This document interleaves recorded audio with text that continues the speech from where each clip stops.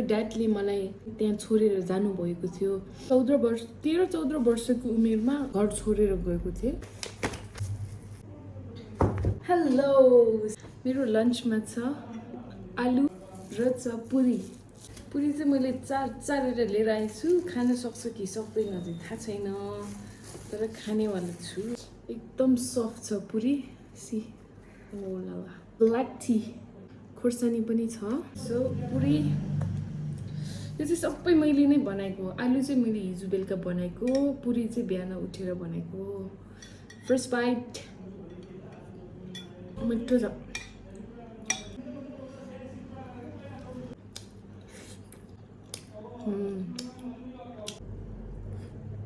म चाहिँ मेरो जर्नीको बारेमा कुरा गर्छु आज।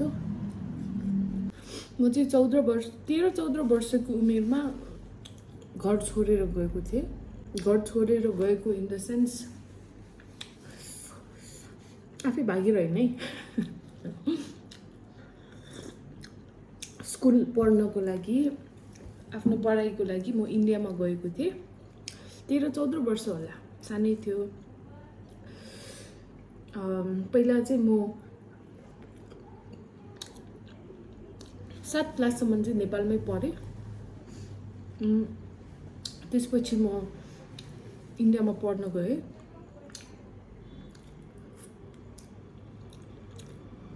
सो एकदम सानै त नभनौँ, ठिकैको थियो, यति सानो पनि होइन। सो यो चाहिँ मेरो फ्यामिलीको डिसिजन थियो। म र मेरो भाइ चाहिँ इन्डियामा, हाम्रो टिबेटन चिल्ड्रेन भिलेज, हाम्रो टिबेटनको धेरैवटा स्कुल हुन्छ, त्यसमाथि म चाहिँ धर्मशालाको लोवर टिसिबीमा म पढ्न गएको थिएँ, म र मेरो भाइसँगै। आई थिङ्क 2014 होला, 14-13 हो, एक्ज्याक्टली चाहिँ याद थिएन। तर त्यो चाहिँ मेरो लाइफको एकदम सबभन्दा बेस्ट डिसिजन नै थियो। मेरो ड्याडले इन्डियामा पठाउन उहाँहरूले डिसाइड गर्नुभएको चाहिँ सजिलो थियो चाहिँ भन्दिनँ, किनकि फर्स्ट टाइम नेपालमा कहिले होस्टेल नबसेको मान्छे फर्स्ट टाइम 81 घरबाट यति टाढा होस्टेल बस्दाखेरि त आम्मामा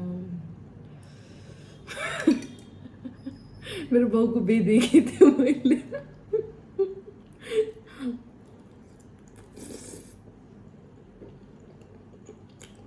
पहिला म चाहिँ डे स्कलर थियो नेपालमा पढ्दाखेरि। जहिले नै घरमा फर्किने हो नि त बेलुका स्कुल सकिएपछि।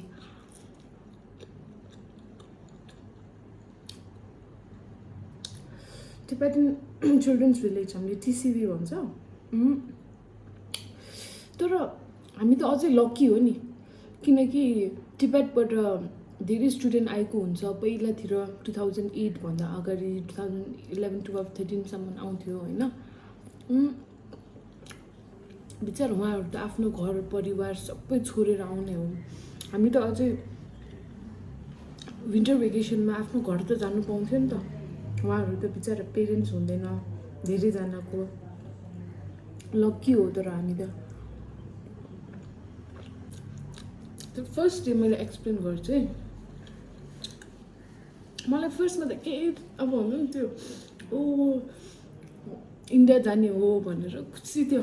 नेपालबाट जाँदाखेरि धर्मशाला पुग्यो, सपिङ यताउता गरियो। अनि पछि अब हामीलाई चाहिँ 5 बजीसम्म आई थिङ्क मार्चको 11-12 डे थियो होला। सो ड्याडहरूले चाहिँ, आफ्नो पेरेन्ट्सहरूले चाहिँ, गार्जियनहरूले 5 बजीसम्म ड्रप गरेर जाने। अब नयाँ बच्चाहरू होइन, नयाँ थियो, केही भएन, अझै बाई भनेर पठाइदिएको। त्यसपछि माथि हाम्रो खिम्जाङ भन्छ होस्टेल होइन। अनि होस्टेल त भन्दैन, तर होस्टेल चाहिँ 9-10 पढ्दाखेरि चाहिँ होस्टेलमा बस्छ, नत्र चाहिँ हामी होममा बस्छ कि, डर्मिट्रीमा। सो त्यहाँ थियो। अनि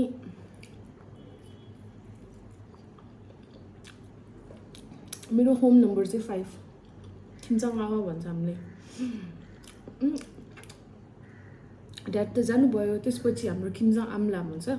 हाम्रो फोस्टर मदरलाई चाहिँ हामीले आमाला भनेर नै बोलाउँछ होइन। क्लासमा जाउँ रे, यतादेखि त्यहाँ जाने हो भनेर बाटो देखाइदिनु भयो, किन नयाँ हो किन थाहा हुन्न। क्लासमा गयो,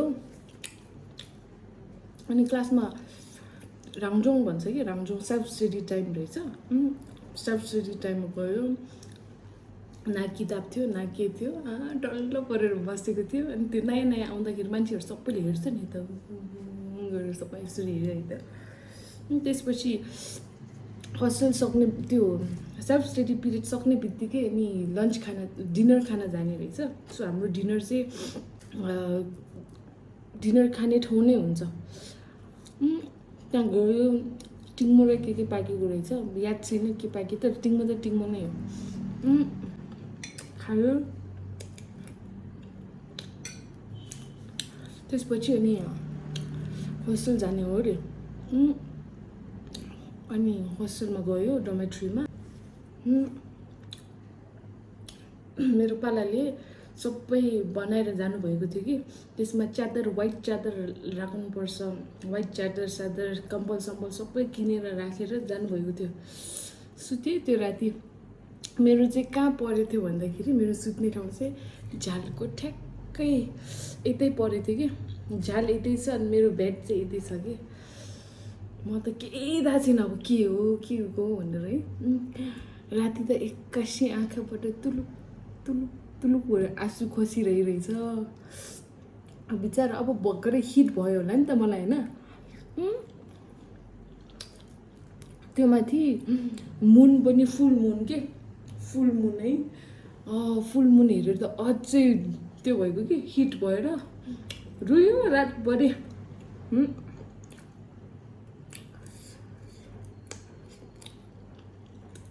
बिचरा पछि मैले मेरो ड्याडीलाई पनि पछि सोधेको थिएँ, हजुरलाई छोडेर जाँदाखेरि कस्तो भएको थियो भनेर। मलाई एकदम गाह्रो भएको थियो अरे बिचरा। जहिले पनि हामीले आफ्नो पेरेन्ट्सको फिलिङ्सहरूलाई नजरअन्दाज गर्छ नि त। तर त्यो थियो मेरो फर्स्ट डे लाइफमा, फर्स्ट टाइम आफ्नो घरभन्दा टाढा, आफ्नो फ्यामिलीभन्दा टाढा होस्टेल जाँदाखेरि। त्यो माथि अर्को कन्ट्री, नेपाल पनि होइन, इन्डियाको पनि धर्मशाला है। तर लाइफको सबभन्दा राम्रो डिसिजन गर्नुभएको रहेछ मेरो ड्याडहरूले, धन्यवाद त्यसको लागि।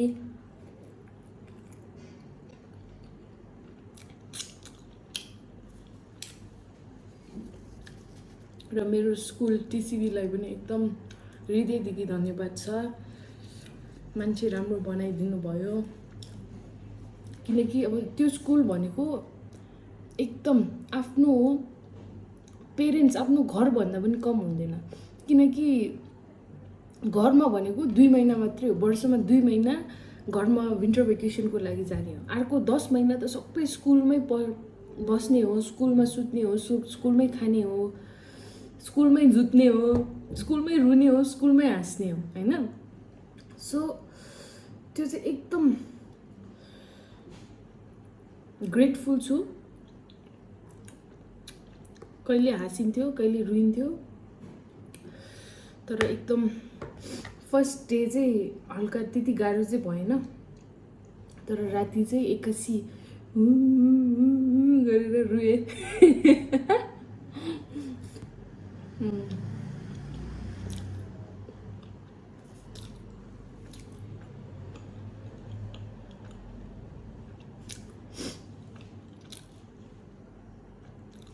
तर त्यो दिनहरू सम्झिँदाखेरि वा वो दिन भी क्या दिन थिए भनेर।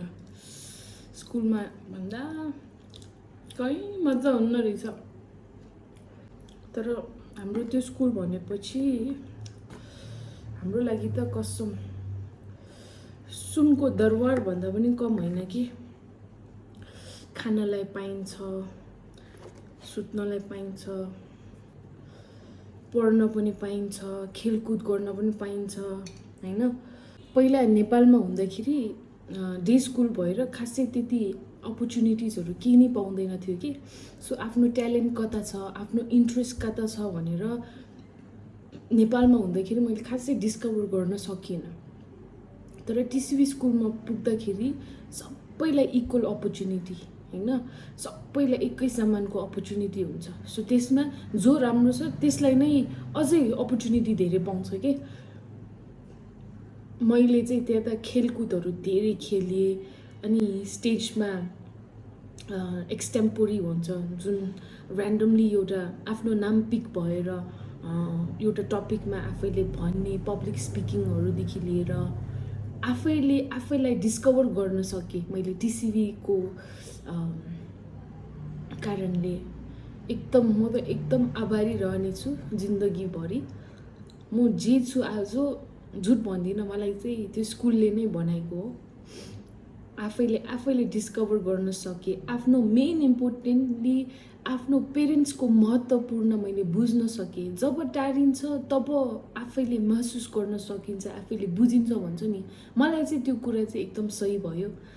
जब आफ्नो पेरेन्ट्ससँग टाढिएँ, जब आफ्नो दाइ दिदीसँग टाढिएँ, होइन, तब मलाई एकदम उहाँहरू त मेरो लागि एकदम ग्रेटफुल रहेछ है, उहाँहरू त मेरो लागि एकदम, हामीले टिबेटनमा कटिङ छिम्बो भन्छ, कटिङ छिम्बो रहेछ है भनेर मैले महसुस गर्न पाएँ। र त्यही दिनदेखि नै